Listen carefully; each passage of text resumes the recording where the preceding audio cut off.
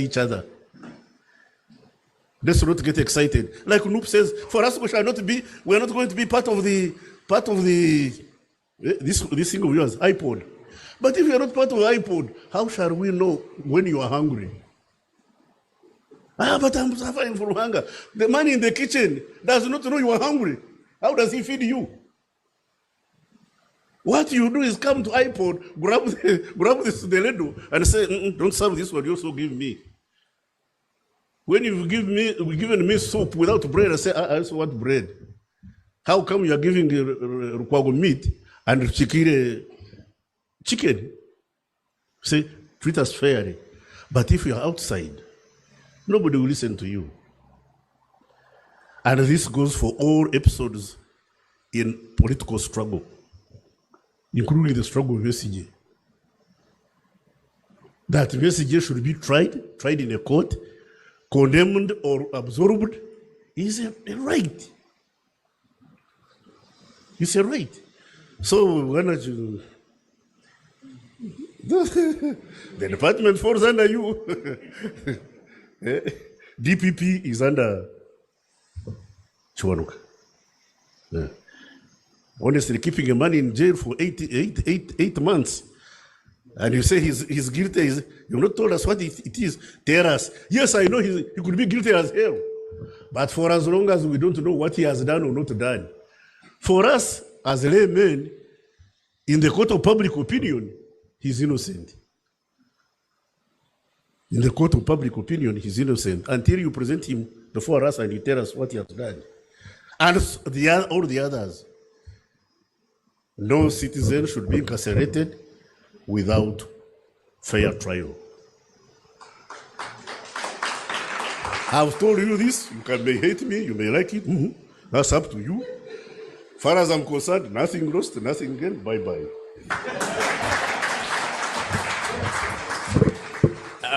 A round of applause as he goes back.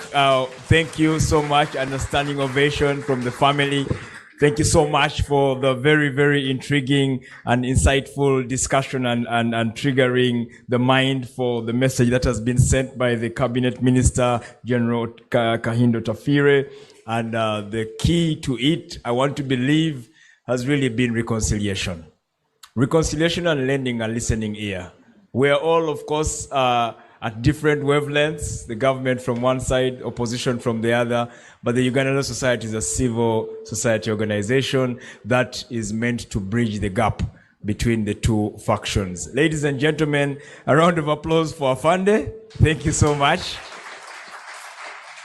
It has come to the time when we need to listen to the individual that has been referenced to by almost all the speakers. The Attorney General is in the House.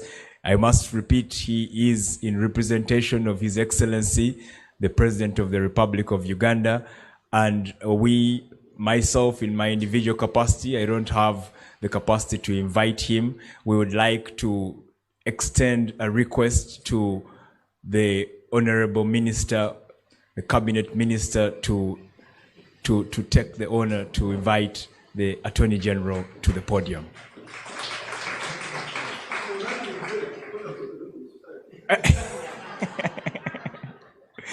We shall consider.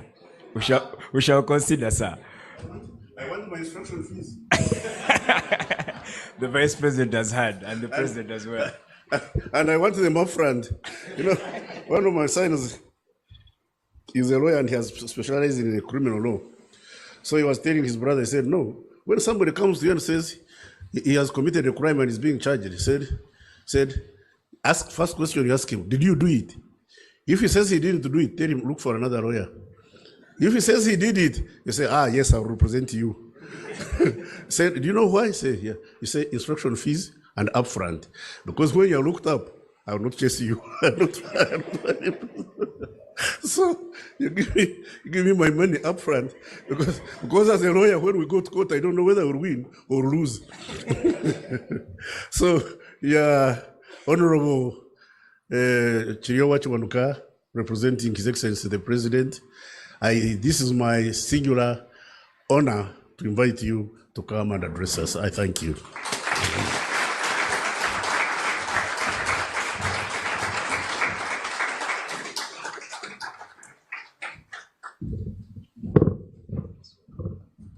You know, that gentleman is the chief criminal in the country. I'm going to discuss that when I make my remarks. Thank you very much, Honorable Otafiire. Honorable Otafiire, Minister of Internal Affairs, Honorable Mr. Justice Egon Ntende, Justice of the Court of Appeal, Constitutional Court, President Uganda Law Society and your Executive Council, Ambassador Bijiro and other heads of diplomatic missions present, members of Parliament present, my friend Sibambi, Honorable Matthew Richkaire and former national leaders present, the Honorable His Worship, the Lord Mayor, my friend Elias Lukwago, the family of the late Simon Juba, Auntie Gertrude and your family, senior council present, members of the ULS, ladies and gentlemen. I came here today with a blue message, and my job here was to deliver the President's message. But while I was here, so many people referenced to me, so I kept jotting down things, and I thought maybe I should comment on some of these things before I deliver the President's message. First of all, I was not late. Mama, I was not late. The invitation I received, the instructions I received was to be at the Uganda Law Society at 10. So I was here 3 minutes to 10. So when I had members saying I missed the reading and the program, unlike Justice Egon Ntende, you are lucky you had the program, I didn't have it. So I just came at 10. So colleagues and Mama, I was not late. And I don't want my boss to think that I was given instruction and I did not comply. I have personally known I personally knew the late Sam Juma, both professionally and also by family. All of you spoke about him, but one thing you did not talk about, I think some people talked about the football, the one that he played, but he was also a football administrator. And that is something that no one seems to talk about. He was chairman of our beloved Express, which in our, we call Mukwano Gwabanji. He was chairman of Express until he went into exile in 1980. We are part of Express. I work at Express currently with Henry in Juba. So that is something that should be put in the record. He was not all play, he was also, I was actually pleased to learn that he was an ardent golfer, so it looks like we shared a lot more than I knew. So I'm personally privileged to be here because of that relationship. And I think God made that decision that I'll be here to deliver this message because the president was attending IPOD. That's where they are right now. So I got lucky. So Auntie Gertrude, your contribution to the struggle and to the rule of law is not questionable. And therefore you are well within your right to say that you are actually correctly placed on this endowment fund. So I went to school with Sam and Henry. The times that Auntie Gertrude is speaking of, we were with Sam and Henry in Budo. We were in school. Okay, I didn't have to say in Budo, we were in school. So, yeah, I'm sure you would understand what I meant. So when we were in school, we were together. And by all this time, we did not know they were children of two rebels. All this time we were in school, both of the parents were rebels, together with the Honorable Kayindo Otafiire. So we didn't know. They were very humble, very, very humble people. And even when Honorable Njuba and Gertrude came back, the humility in the Njuba family is commendable.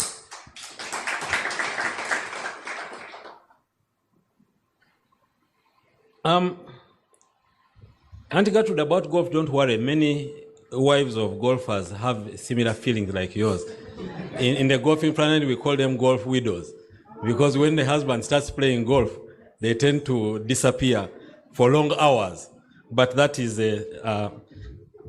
I think Uganda Law Society, thank you very much for starting these memorial trust funds and endowment fund. I think that's a very noble cause.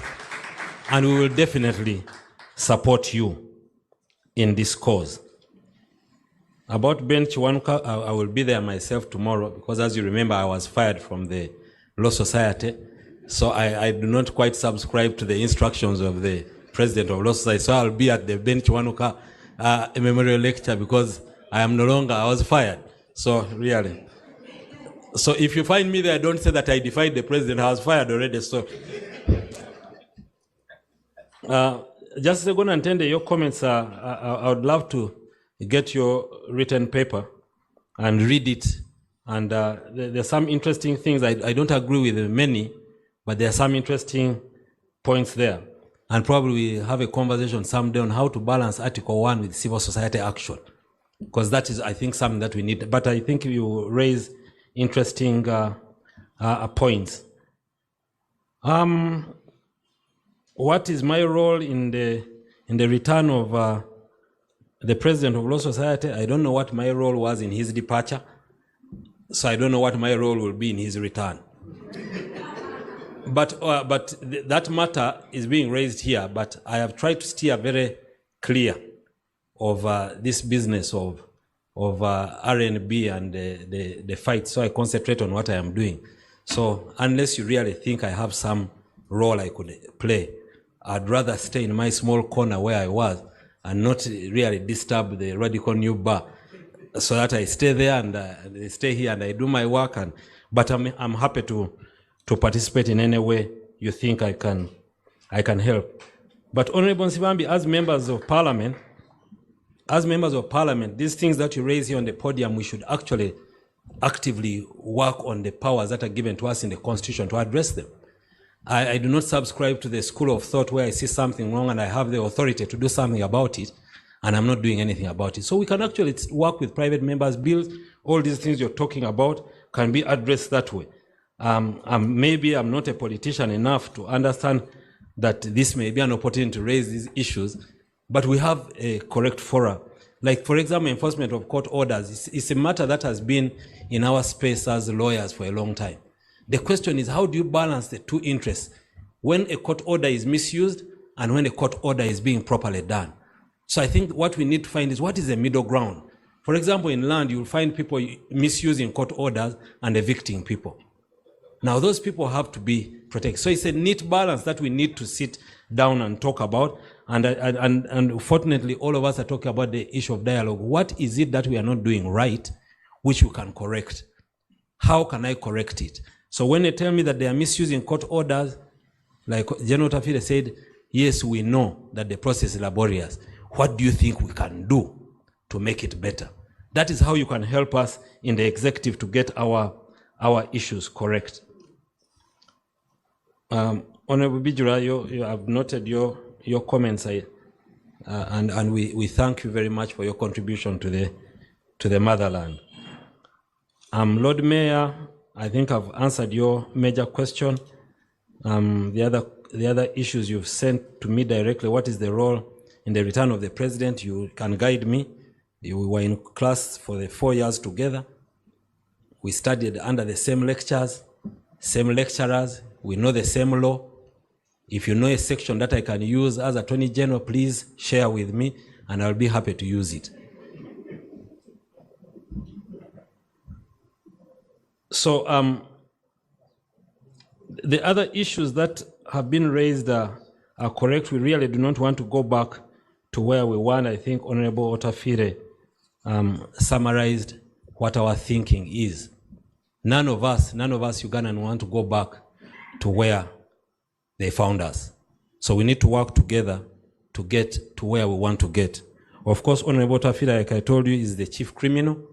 Because for me, in the Constitution, they told me that everyone who wants to sue government sues the Attorney General. I think we should make an amendment and say, sue the Minister of Internal Affairs represented by the Attorney General.